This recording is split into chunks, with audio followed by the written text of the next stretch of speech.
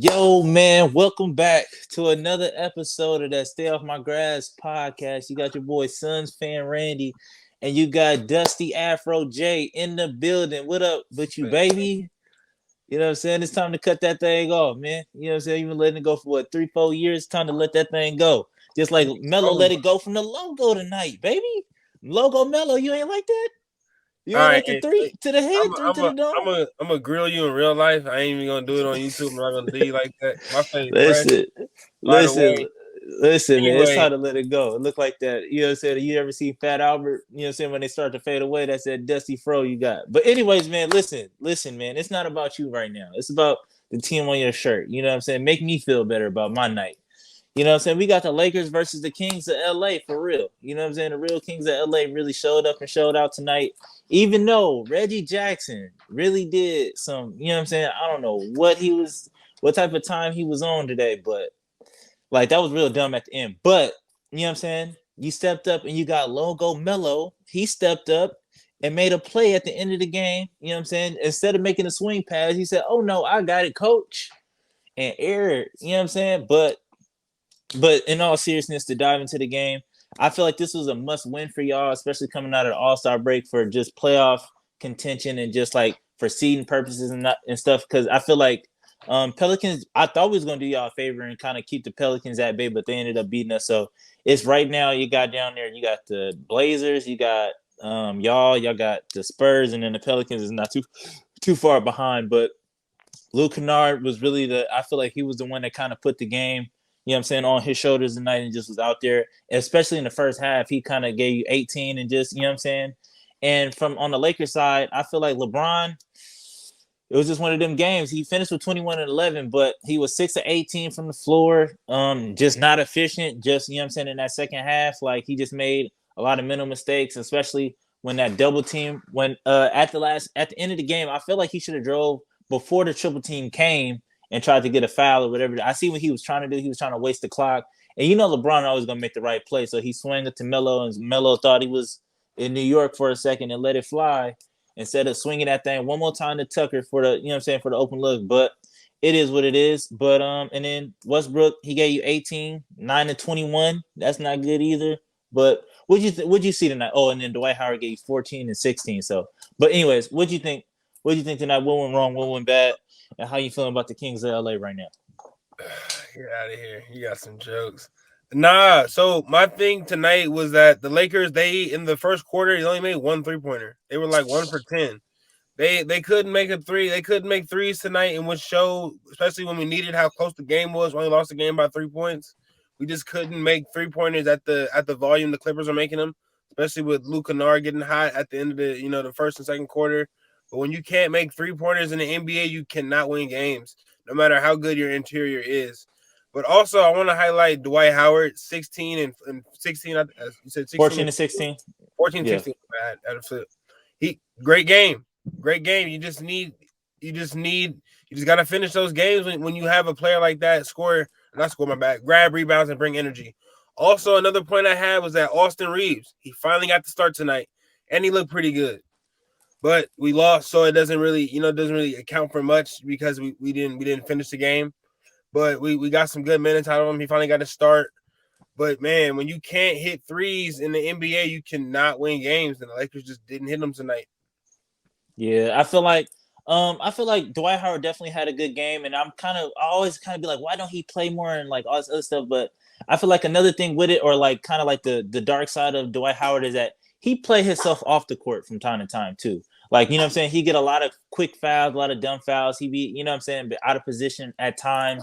And like he get technicals and stuff like that. So it's just easy to kind of go at him or Dwight whatever don't the get no case may text. be. Carmelo's the one that's been getting texts, and he think it's just I'm giving away one little free throw, but man, like Melo when he gives away those texts, he gives him the ball back and he gives him points on the board. So Dwight don't do texts like that. It's not Orlando Dwight. He strictly plays basketball now. He just rebounds and goes back up. He should actually just start. He's Russell Westbrook's mate. When Russell Westbrook misses a shot, Dwight is cleaning it up. At the end of the first quarter, Dwight had damn near had a double-double. He had 8 and 9. And then, he finished the game with 16 rebounds. But, I mean, when he get the minutes, he shows what he can do. Imagine that alongside AD. That would look really good. But And that's why I gotta push back on you on that, because I was having this debate earlier with Gary in the sense of the reason why Dwight and AD wouldn't work, in the sense of I think that or like why I think that y'all throw AD at center so much is that I think that AD is a good defender. I think he's a good in the paint defender. I don't know necessarily about the perimeter anymore, just because his ankles or whatever the case may be. But in the perimeter, I mean, in the paint, he can block shots, he can change shots, and he's a good, you know what I'm saying, on the drop coverage or whatever the case may be.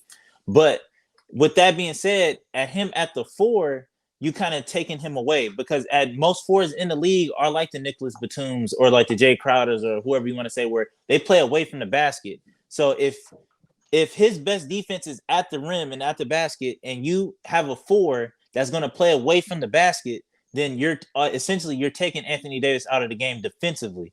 So it's just like and then like I said, Dwight Howard is foul prone and DJ can't move his feet. So it's just like you're just giving them the other team is just a pass. It's just like, all right, like I'm like now it's just like the paint is wide open essentially, because Dwight Howard's going to foul out, or you know what I'm saying, and DeAndre Jordan can't move his feet. So it's just like you kind of have to run him at the 5, and I feel like that's something that I don't think Laker fans realize. I concur completely. I disagree completely with your statement. And the reasoning, because when you see AD switch on defense and he is switching onto a guard, he does pretty good at getting out there and defending the shot, getting the hand up, and bothering the player. Whether you like that or not, he does that. And with him being out, when AD plays the 5, when he has to do that, when he has to take the switch and he has to grab the rebound and finish the play, that it doesn't allow him to be the full, like, have the full range of defense he wants, where he can just get out there on shots and not worry about having to grab the rebound.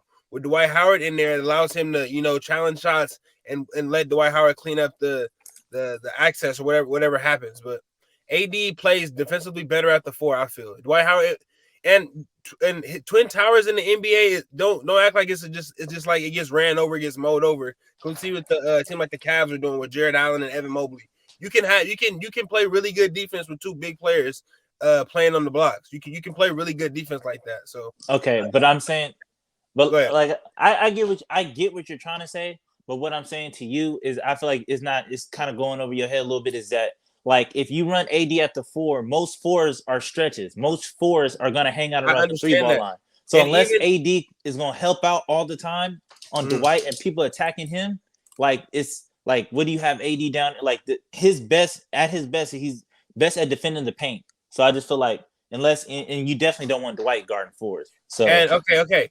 Now I hear you. If that's a defensive liability for AD, which is not him guarding the stretch 4, I don't think that's a liability. If it and then when he comes back inversely on offense, whoever that stretch 4 is cannot guard AD, presumably. Anyways, man, tonight, man, what happened tonight? Like I already gave you my take on tonight. Missed too many threes. We got bright spots from Dwight Howard, Austin Reeves, but we just didn't finish the game. And when you like I said, those threes we didn't hit. I forget the percentage we actually win, but we didn't make that many threes. When you shoot such a percentage that low, you cannot win games. And we only lost the game by 3 points. How did you feel about LeBron and how he tried to close the game? Did you have an issue with that? Tonight, I feel like it should go whoever should close the game should be the hot player for that moment. That player deserves priority over winning the game. I think they should have kept the ball in THT, maybe a LeBron screen or a THT screen on LeBron to get him the ball and get one of those players open who was hot and who was hitting shots. I think, you know, he made the right play and passing it to Melo, but Melo, I don't think he made the right decision on making the next pass because if you look, the dude who was guarding, I forget who was getting guarded on the block, but he kind of pushed. I think it was Westbrook. Westbrook got pushed or whatnot, and THT was open in the corner because the guy challenged. If Melo even fakes the pass to THT in the corner, you can get a good shot from him or Westbrook. So, I mean, LeBron, I would have loved him to, you know, go in there and just get one bucket because I think we was only down by 1 when they had that shot, right? No, they was down by 3. Down by 3, all right. Yeah. I think that was after the 8 seconds. But I feel like I'll go watch the tape. I might be incorrect. Go ahead. You can get an easier shot than what Melo had to take, especially from that deep. I feel like I think you might be right. They was down by 1. So yeah. I feel you definitely get a better shot than a 34-foot 3-pointer to close the game. Yeah, man. But that's gonna wrap it up, man. Y'all got another one on Sunday. We got another one on Sunday. So man, until next time, I'll catch y'all. Peace.